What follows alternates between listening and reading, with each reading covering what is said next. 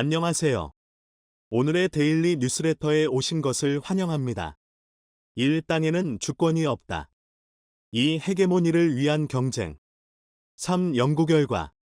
한번 진실을 알아봅시다. 전 세계에는 아직까지도 주인 없는 땅들이 있습니다.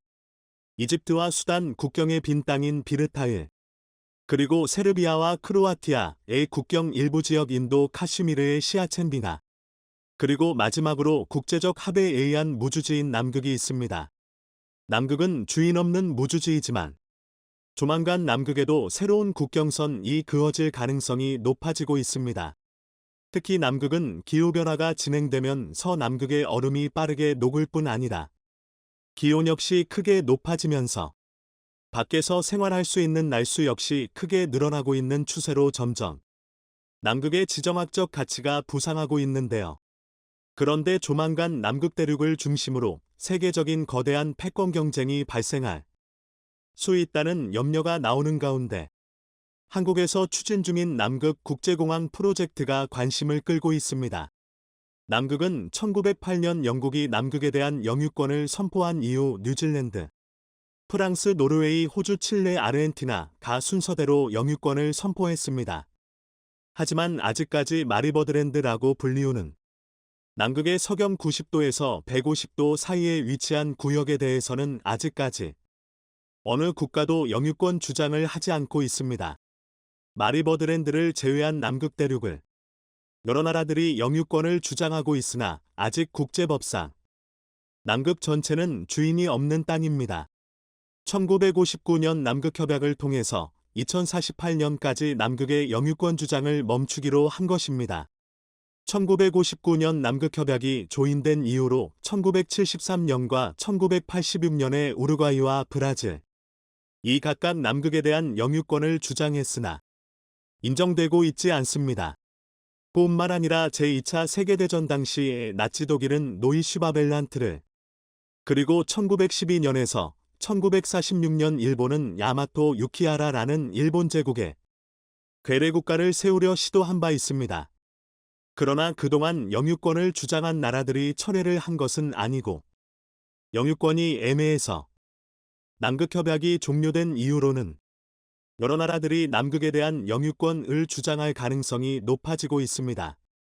2048년이 되면 남극은 그야말로 무주지로서 세계 각 국가들의 영유권 전쟁이 펼쳐질 것으로 관측되고 있습니다.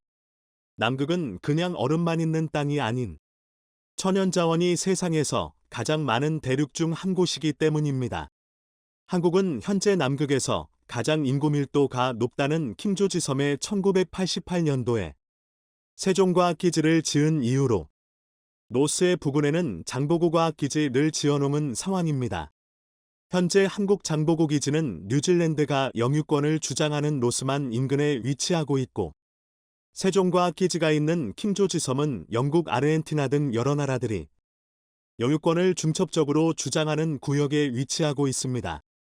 현재 세계 각 국가들은 2048년 남극 협약이 종료되는 이후의 시대를 대비해서 남극 기지들을 단순 과학기지가 아닌 하나의 거대한 도시처럼 만들 버리고 있습니다.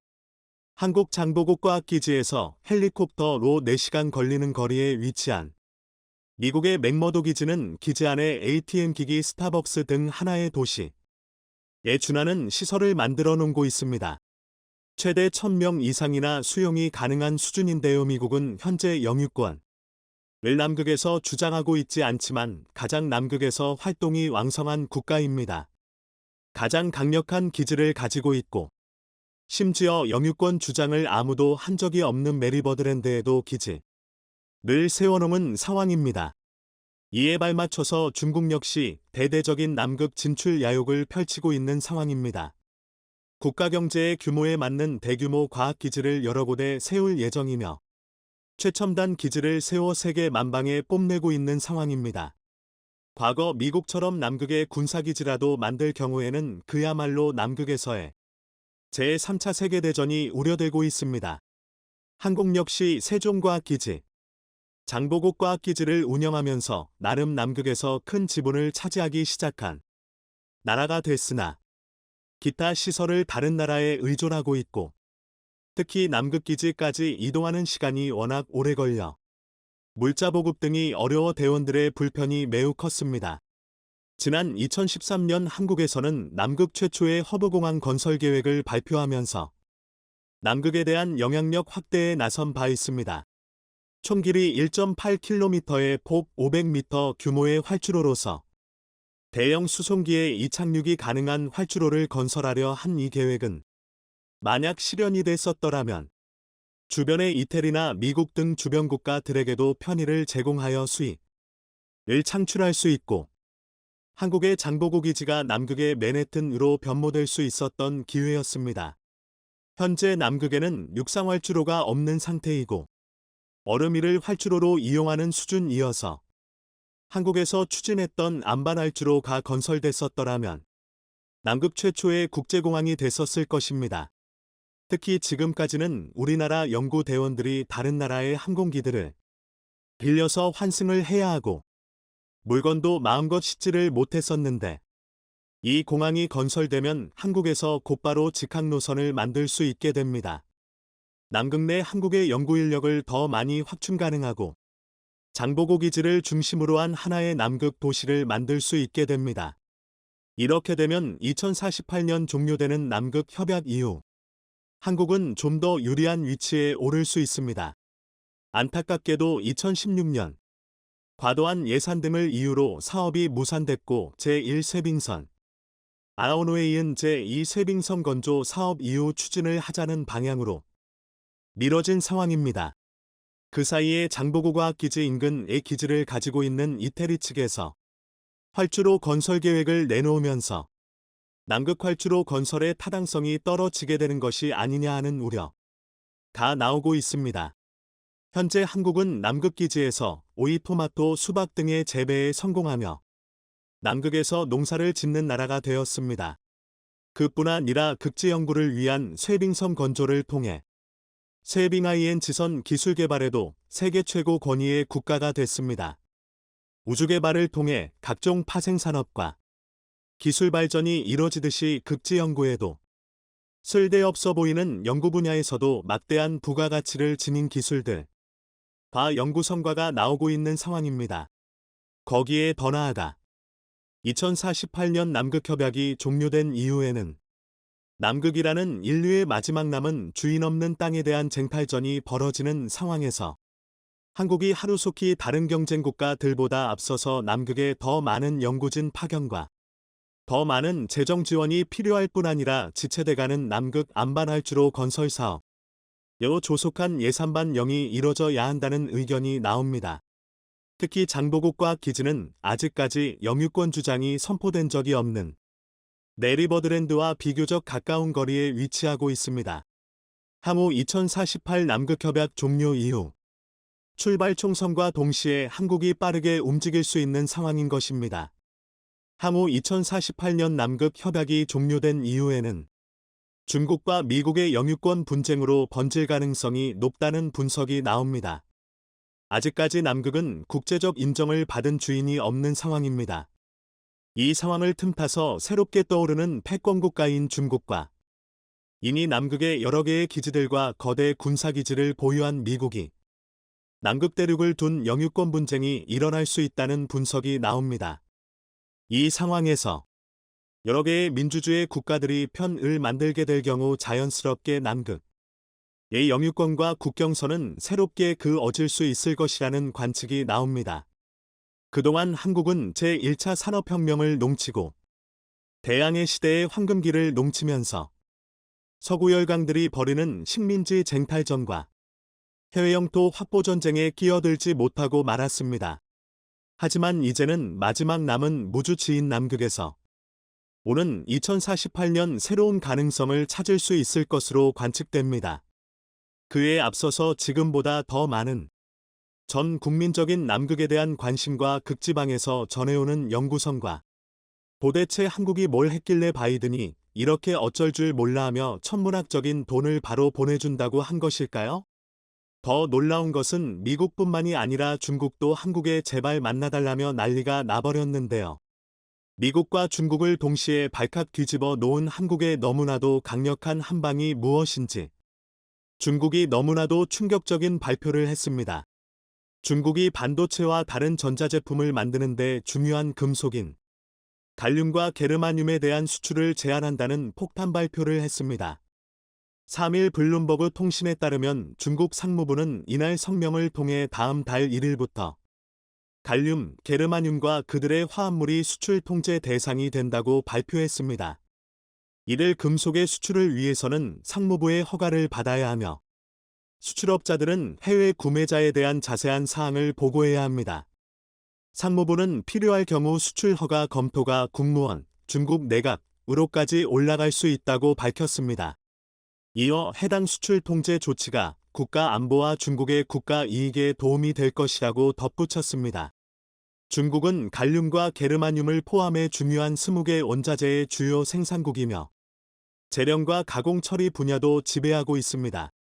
갈륨과 게르마늄은 태양광 패널, 레이저, 야간 고글, 컴퓨터 칩 등 다양한 제품에 널리 사용됩니다. 블룸버그는 중국의 수출 통제로 하드웨어 제조 비용이 상승하고 첨단 컴퓨팅 기술 개발 경쟁에서 지정학적 긴장이 고조될 것이라고 짚었습니다. 그러면서 이는 산업과 군사 역량에서 필수적인 기술을 통제하려는 글로벌 전쟁의 일환이라며 중국과 미국 같은 전략적 경쟁자 간 관계가 더욱 악화하는 것으로 볼 수 있다고 지적했습니다. 14일 업계에 따르면 반도체 분야에서 중국 의존도가 가장 높은 품목은 갈륨과 게르마늄, 텅스텐, 마그네슘 등입니다. 특히 갈륨의 경우 전 세계 생산량의 무려 95.7%가 중국입니다. 갈륨은 반도체를 만들 때 너무나도 중요합니다. 특히 미래 반도체의 말이죠. 반도체의 역사는 1950년경 접촉 트랜지스터의 도입과 함께 시작됐습니다. 초기에는 반도체를 만들 때 게르마늄 웨이퍼가 사용됐지만 실리콘의 우수한 특성으로 인해 반도체 제품의 주요 소재가 되었습니다. 알까지도 여전히 실리콘 웨이퍼가 사용되고 있죠. 자, 그런데 실리콘 기반 반도체가 더 이상 진화할 수 없게 되자 지라갈륨이 주목받기 시작했습니다. 지라갈륨은 질소와 갈륨의 화합물로 실리콘 대신 지라갈륨을 쓰면 고온과 저온에서 훨씬 성능이 좋아지고 퀄리티도 최대 100배 좋아질 뿐만 아니라 작동 속도도 비교도 할 수 없을 정도로 빠른 데다가 안정성도 높고 훨씬 친환경적인 물질이라 미래 반도체를 만드는 데 없어서는 안 될 그런 제품입니다. 한 과학자는 지라갈륨은 차세대 전력 반도체 기술로 기존 실리콘 칩보다 100배 더 빠른 속도와 50%의 에너지 절약, 3배의 전력 밀도를 향상시킨다고 전했습니다. 자, 그런데 중국이 이를 이용해 한국과 미국의 반도체 생산을 완전히 멈춰버릴 너무나도 충격적인 카드를 꺼내든 것입니다. 최근 미국이 일본과 네덜란드까지 끌어들이며 중국의 반도체 장비를 수출하지 말라고 한 것에 대해 중국이 대대적인 보복에 나선 것으로 풀이되고 있습니다. 로이터 통신과 DPA 통신에 따르면 네덜란드 정부는 6월 30일 현지 시간 자국 반도체 장비 업체들이 일부 반도체 생산 설비를 선적할 때 정부의 수출 허가를 받도록 의무화하는 조치를 9월 1일부터 시행한다고 발표했습니다. 네덜란드 정부가 신규 규제의 대상 장비와 업체를 구체적으로 발표하진 않았지만 네덜란드의 대표적 반도체 장비 기업 ASML이 생산하는 심자회선 DUV, 노광 장비가 포함됐을 것이라고 외신들은 보도했습니다. 네덜란드 정부는 2019년부터 ASML의 최첨단 극자회선, EUV, 노광 장비의 중국 수출을 금지했으며 지난 3월에는 EUV보다 이전 세대 기술 제품으로 그동안 수출을 허용했던 DUV 노광 장비에 대한 수출 규제를 예고한 바 있습니다. 미국 주도 대중국 반도체 디커플링 탈동조와 참여를 막기 위해 공을 들였던 네덜란드가 결국 추가적인 반도체 장비 수출 통제를 결정하자 중국은 좌절감을 감추지 못했습니다. 중국 상무부 홈페이지에 따르면 상무부 대변인은 1일 최근 몇 달 동안 중국과 네덜란드는 반도체 수출 통제 문제에 대한 다층적이고 빈도 높은 소통과 협상을 했으나 네덜란드 측은 결국 관련 반도체 장비를 통제 목록에 넣었다며 중국 측은 이에 대해 불만을 표한다고 말했습니다. 대변인은 네덜란드 측은 국제경제 무역 규칙과 중국 네덜란드 경제 무역 협력의 큰 국면을 유지하는 것에서 출발의 시장 원칙과 계약 정신을 존중하고 관련 조치가 양국 반도체 산업의 정상적인 협력과 발전을 방해하지 않도록 해야 한다고 주장했습니다. 그러면서 수출 통제 조치를 남용하지 말고 양국 기업과 쌍방의 공동 이익을 효과적으로 보호하고 글로벌 반도체 산업망과 공급망의 안정을 유지해야 한다고 촉구했습니다. 또 중국은 네덜란드의 이번 조치와 관련 다른 나라를 협박해서 중국에 대한 반도체 탄압과 포위에 동참토록 했다며 미국을 향해서도 난을 세웠습니다. 자, 그런데 중국의 폭탄 발표 이후 미국은 초비상에 걸렸습니다. 차세대 전력 반도체를 만드는데 필수재료인 갈륨에 대해 중국이 수출 중단을 선언해버리면서 한국과 미국 반도체 기업들이 난리가 나버렸습니다. 반도체 생산을 중단해야 할 수도 있는 초유의 위기에 직면한 것인데요. 자, 그런데 놀랍게도 미국이 한국에 긴급히 도움을 요청하고 있다는 놀라운 소식이 전해졌습니다. 놀랍게도 충북 충주와 강원 홍천에서 2360만 톤 규모의 히토류 광맥이 발견됐습니다. 지표에서 200에서 400m 깊이까지 산출한 양이기 때문에 500m 이상 추가 탐사를 하면 더 늘어날 여지도 있는 것으로 알려졌습니다. 중국이 이번에 수출 규제한 갈륨과 게르마늄을 포함한 히토류들이 내장되어 있는 것으로 전해졌는데요. 더 놀라운 것은 한국도 이미 이 히토류를 성광하고 재련하는 기술을 가지고 있다는 것입니다. 다른 나라들은 히토류를 가지고 있어도 실제로 산업에서 쓰이는 소재금속으로 만드는 기술을 보유하지 않고 있어 쓸모가 없죠. 이뿐만이 아닙니다. 한국은 이미 중국이 히토류를 이용해 한국을 압박할 것을 예상하고 미리 준비를 해두었습니다.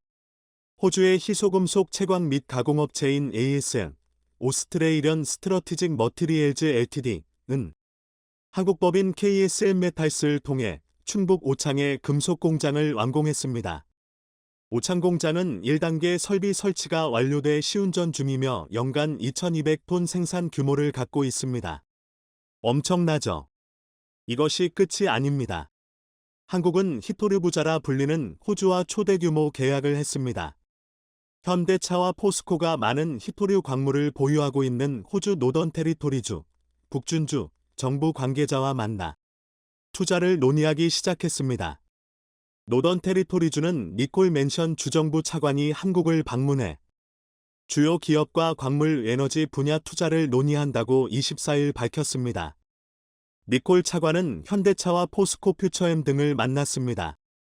호주 중앙 북부에 위치한 노던 테리토리주는 천연자원이 풍부한 지역입니다. 유상 천연가스를 비롯해 리튬, 보크사이트, 아연, 구리, 텅스텐, 바나듐, 우라늄, 망간 등 다양한 광물이 부존하고 있습니다. 천연자원의 박물관이라 할 만큼 다양한 광물이 부존하고 있습니다. 니콜 차관은 한국은 빠르게 경제가 성장하고 있으며 노던 테리토리에 대한 투자 기회를 확대하여 더 많은 교역 성장을 주도하고자 한다고 전했습니다. 한국이 이렇게 호주와 빠른 속도로 계약을 체결하며 중국과 히토류 거래를 끊어버리려는 준비를 마치자 중국은 한국에 무릎을 꿇었습니다. 왕이 중국 공산당 중앙정치국 위원 겸 중앙외사판공실 주임이 지금 당장 한중일이 만나서 긴급회의를 하자고 제안했습니다. 왕 위원은 최근 신종 코로나 바이러스 감염증, 코로나19 유행 등 상황 때문에 정세가 복잡해졌다며 과거 민간 기업 지방 등 간의 교류가 중국과 한국, 중국과 일본의 수교로 이어졌듯 지금의 어려움을 극복하기 위해선 교류 증진이 중요하다고 거듭 밝혔습니다. 그는 민간 기업 지방 문화 등 분야에서 다자 교류를 증진해가면 한중일 삼국 정상회의 개최와 양자관계 증진에도 도움이 될 것이라고 말했습니다. 특히 그는 현재 역사의 변곡점을 맞고 있다고 진단하면서 한중일 삼국 정상회의 및 외교장관회의 개최 등을 위한 분위기 조성이 필요하다고 거듭 밝혔습니다. 아울러 왕 위원은 한중일 삼국이 경제 성장의 원동력을 함께 만들어야 한다며 중국의 산업 고도화에 한일 양국이 동참하기 바란다고 주문하기도 했습니다. 중국이 이렇게 한국에 무릎을 꿇고 대놓고 구애를 하고 있는 이유는 현재 중국 경제가 역대급으로 위험한 상황이라 한국마저 중국을 외면한다면 중국은 진짜 큰일 날 수 있기 때문입니다. 22일 현지 시간 블룸버그 보도에 따르면 최근 골드만삭스가 추산한 중국 지방정부 부채는 23조 달러, 약 3경 291조 원에 이르는 것으로 파악됐습니다. 지방정부와 지방정부가 출자해 설립한 지방공사 부채까지 합친 액수인데요. 투자 유치를 하지 못한다면 중국이 사상 최초로 파산할 수 있다는 것입니다. 한국 기업들의 중국 투자가 절실한 상황인 것입니다. 이에 중국 지방정부 수장들은 한국에 대놓고 구애를 펼치며 난리가 났는데요. 자, 그런데 한국의 반격이 시작됐습니다. 최근 중국의 MWC 상하이에 불참하는 파격적인 결단을 내리며 중국을 발칵 뒤집어 놓은 삼성이 이번에는 중국과의 전면전을 선포했습니다. 그동안에는 중국과의 관계를 고려해 중국 기업들이 삼성의 기술을 훔치거나 해도 좋게 조용히 끝냈는데 이번에는 중국 기업들을 모조리 한 번에 고소하고 소송전을 선포했습니다. 1일 홍콩 사우스차이나 모닝포스트, SCMP 등 외신에 따르면 삼성전자는 MWC 상하이 행사에 부스를 열지 않은 것은 물론 기업 스폰서로도 참석하지 않은 가운데 삼성전자 자회사인 삼성디스플레이의 경우 중국 업체와 전면전에 나섰다고 전했습니다. 삼성디스플레이가 BOE를 대상으로 특허 소송을 제기한 것은 이번이 처음입니다. 1901년 그리스 안티키테라 섬 앞바다에서는 기원전 1세기쯤 침몰한 것으로 보이는 화물선에서 유물을 옮기기 시작합니다. 그런데 이 난파선에서는 묘한 기계 하나가 발견되는데요. 해당 기계는 오랫동안 바다에 잠들어 있던 탓에 많이 부식되었고 이 때문에 사람들은 무슨 물건인지 알지 못했습니다. 기계는 섬의 이름을 다 안티키테라 기계라는 이름이 불었는데 당시 과학자들은 놀라움을 감추지 못했습니다. 왜냐면 이 기계는 우주의 움직임을 표시함으로써 다른 5행성의 움직임과 달의 위상, 그리고 일식과 월식을 예측했기 때문이었죠. 이후 연구진이 오랜 시간 비밀을 밝혀내려 매진했으나 말켜낸 것이라곤. 원협, 구조, 지구 공전을 중심으로 행성들의 움직임을 예측하고 있다는 것 정도 있습니다. 오히려 지금 기준으로 약 2100년 전, 그러니까 우리가 삼국시대였던 그 시기, 그리스인들이 어떻게 이렇게까지 정교한 기계장치를 만들었는지, 이게 연구용인지 장난감인지 그 용도조차 파악하지 못했죠. 이렇도 그 시대의 과학기술로 만들었다고 믿기 어려운 물건, 또는 그 정도로 거미로운 유물을 오파치라고 부릅니다.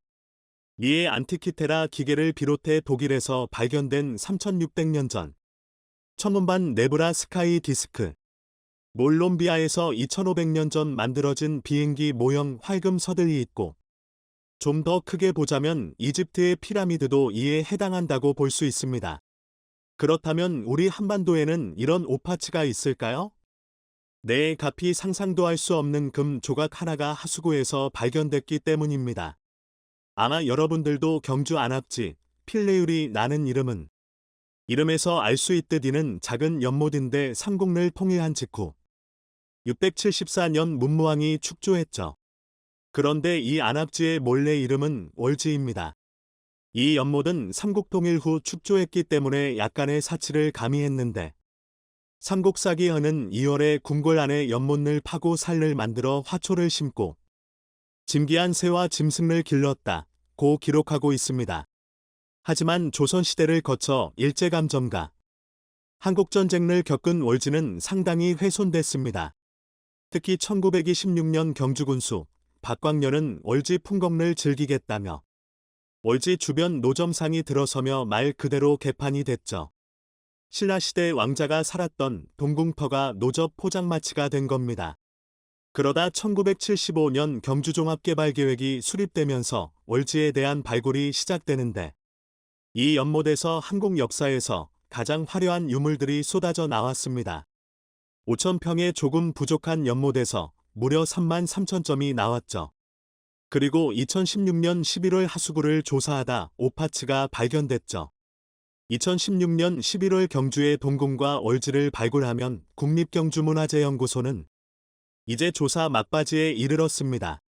하지만 이와 인접한 부근에는 일제강점기에 부설된 전로가 지나고 있었는데 그 철로 옆에 수로에 자꾸 물이 차더 이상의 발굴은 불가능해 상징부만 조사하고 발굴장을 정리하고 있었죠. 그러던 중 인부 한 명이 흙 속에서 콩알 크기에 반짝거리는 작은 물체를 찾아냅니다. 아주 작았지만 반짝거리는 금박을 입힌 이 유물을 수거해 일단 기록으로 남겨뒀는데 열흘 뒤 또 다른 인부가 그 주변에서 비슷한 물건을 찾아냈죠. 그렇게 수습된 두 점의 금박 조각은 수장고에 보관해졌는데 이후 수습 유물을 정리하는 과정에서 놀라운 시실이 전해집니다. 두 금박 조각을 꺼냈더니 마치 쌍둥이처럼 문항의 패턴이 비슷했고 이를 이어보니 하나의 완성된 작품이었으니까요. 가로 3.6cm, 세로 1.17cm, 두께 0.04m로 어른 손가락 한마디도 안 되는 크기에 무게 또한 0.3g에 불과한 이 조각에 대한 현미경 조사가 시작됩니다. 그리고 조사를 시작하면 할수록 충격이 연속적으로 이어지는데요. 금이라는 소재의 특성상 늘어지기는 하지만 깨지지는 않기 때문에 이틀 퍼는 것은 그렇게 어렵지 않았지만 축시 하나라도 손상될까. 무려 6개월 동안 정성을 다해 평번으로 퍼냈습니다. 그리고 현미경을 통해 금박 조각을 본 연구원들은 눈이 휘둥그레진 상태로 탄성을 쏟아냈죠. 1300년 전 신라장인이 만든 초미세 캔버스가 눈앞에 등장했으니까요. 손톱보다도 작은 금박 이점을 현미경 아래 두고 관찰했더니 0.05mm 굵기의 초미세 선으로 새긴 그림들이 드러났습니다. 화시하게 피어난 꽃무리 속에 비둘기가 내려앉은 자태는 입이 찍 벌어질 만큼 정교했고 두 금박 조각을 붙여보니 암수 한 쌍이 서로 마주보는 상조문도가 등장했죠. 바로 성각단화 상조문 금박이 눈앞에 펼쳐지는 순간입니다. 조금 더 자세히 살펴볼까요? 우선 이 금박화조도가 놀라운 점은 포9, 즉 99.99%의 순금으로 제작했다는 점입니다. 그러니까 불순물이 제로에 가까운 고순도 순금인데 신라시대 금관 6점의 금 함유량이 89%라고 알려졌죠.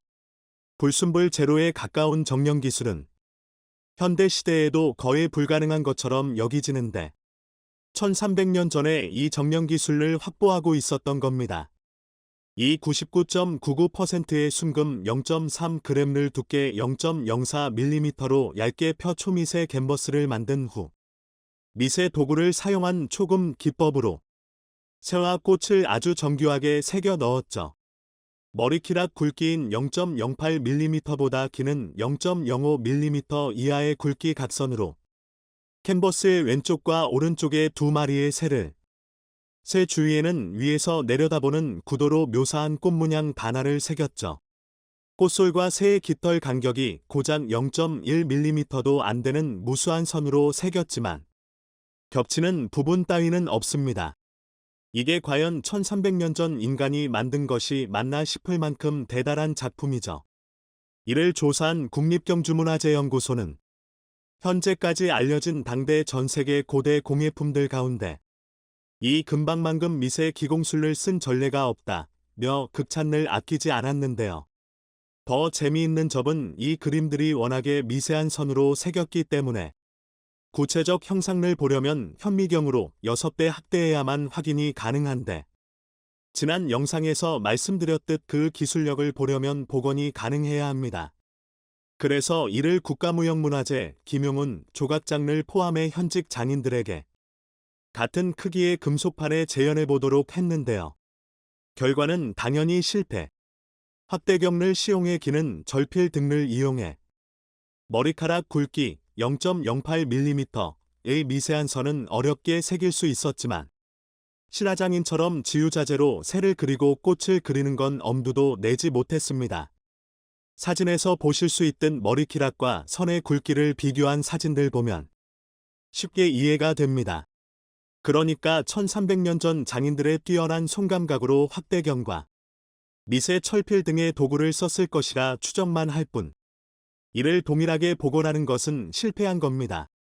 복원에 도전한 김용훈 조각장 역시 컴퓨터로 도안한 그림을 레이저로 쏘면 가능할지 모르겠지만 현 시대 장인들이 재현하는 것은 불가능할 것 같다고 자신있게 말했는데, 금박화조도는 컴퓨터로도 가능할지 확신할 수 없는, 즉 인간의 기술력으로는 복원에 성공하지 못한 상황입니다. 그러나 아직까지 이 금박 조각의 용도는 미스터리로 남아 있습니다.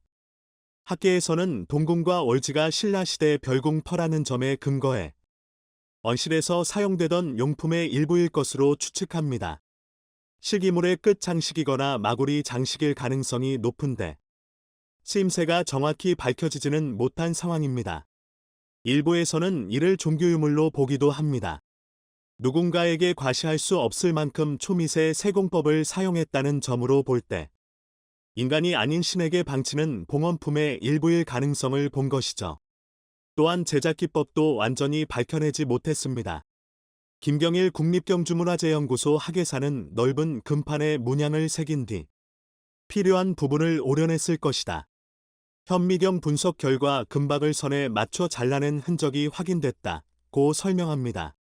보통 금속공예품은 망치로 정을 내리쳐 무늬를 새기는데 금박화조도는 금박 두께가 0.04mm로 얇아 이런 방식으로 새기지 못할 것이라는 것이죠.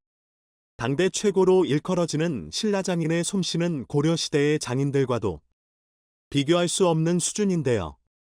고려시대 금도금 은잔의 경우 5mm의 선 20개를 그려 넣었는데 이 금박화조도는 5mm의 무려 선 60개를 그려 넣었으니 3분의 1 정도 더 정밀했다는 의미가 됩니다. 사실 우리 한반도 조상들의 세밀함은 아주 오래전부터 이어져 왔습니다.